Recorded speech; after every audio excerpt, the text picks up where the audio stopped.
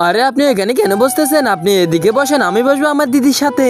বসে যা, একটু ভালো লাগছে না। কি করবো, এটার জন্য আমি নাচবো নাকি? নাচলে তো ভালোই হবে। আমার তো ভালো লাগছে না, তুমি আমাকে খেলনা আর ঠান্ডা খাওয়াও। ই এটা ধর, এটা কোশ্চেন আর এটা আনসার। এখন আমি ঘোরাবো নাকি? হ্যাঁ ঘোরাও। তোমার কি চাই বলো?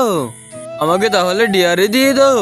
ঠিক আছে তাহলে। হ্যাঁ, আবার ভেবে দেখ। আর ভেবার কি আছে, আমি তো ডিয়ারে নিব।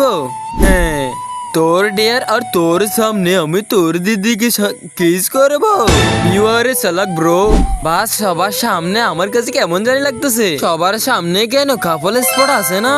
বেবি সবার সামনে কিস করতে আমার একদম ভালো লাগতেছে না। কি করব কি করব কি করব? এক কাজ করো, প্রথম আমার গালে করে তো তারপর আমি করব।